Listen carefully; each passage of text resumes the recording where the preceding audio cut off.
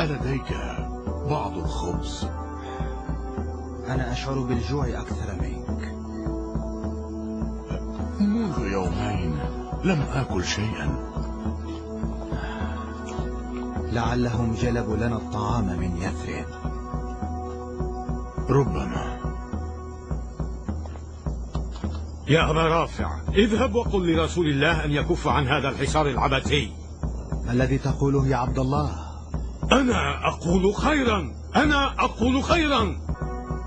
إما أن يهود خيبر من سيقتلنا أو الجوع.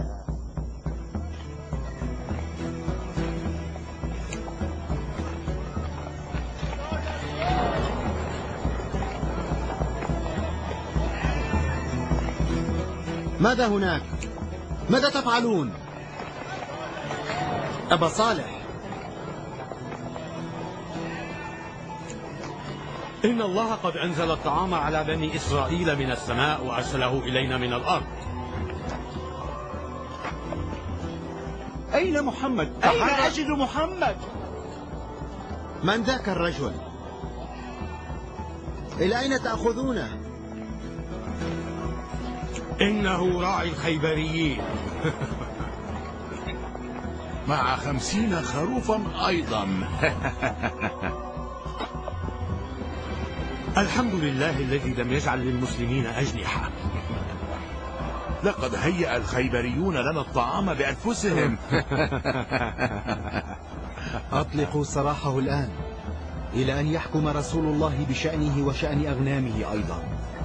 لقد أصدرت الحكم عليه. يا للطمأنينة معك. هل تؤمنون بأنبياء اليهود؟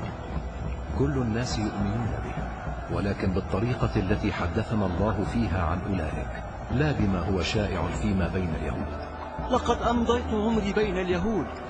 ترى هل يقبلني الله؟ إنه واسع الرحمة. هل يقبلني؟ راجع قلبك. ما الذي تراه هناك؟ أرى الضياء.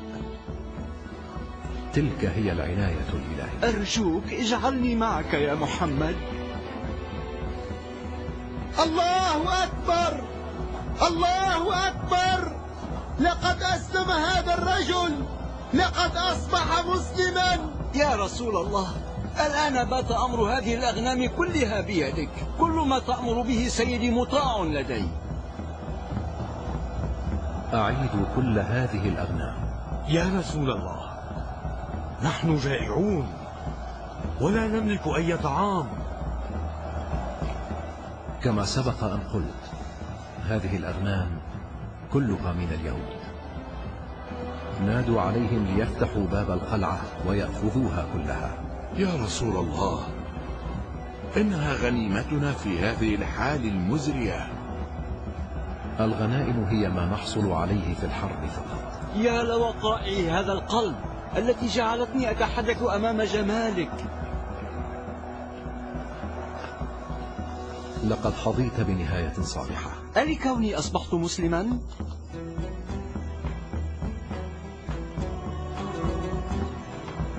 ابقوا واشهدوا نهاية هذا الرجل الصالح.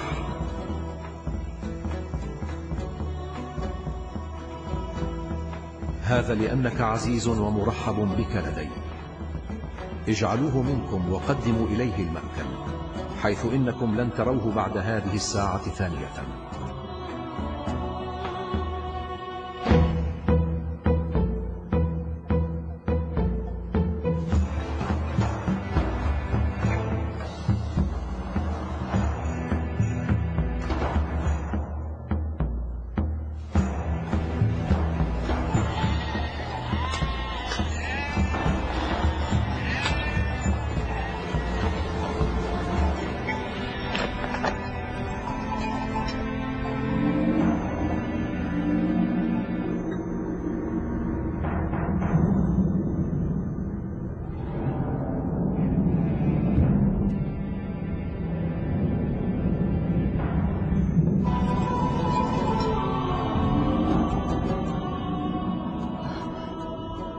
الحمد لله، أنا مسلم الآن.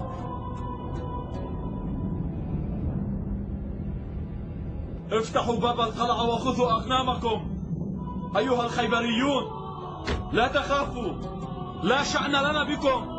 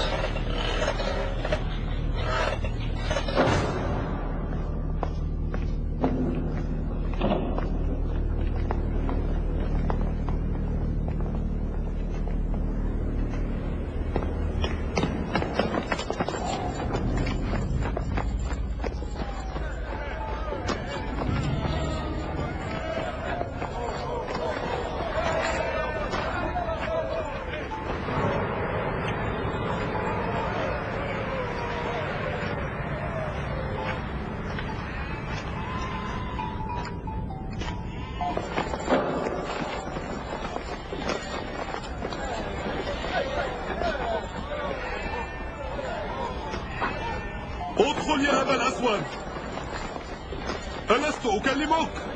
ادخل أيها العجوز الخرف.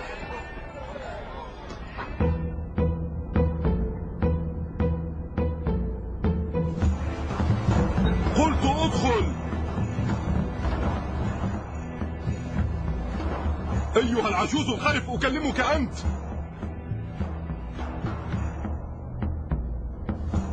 أبو الأسود لم يعد يهوديا، أنا مسلم الآن، مسلم.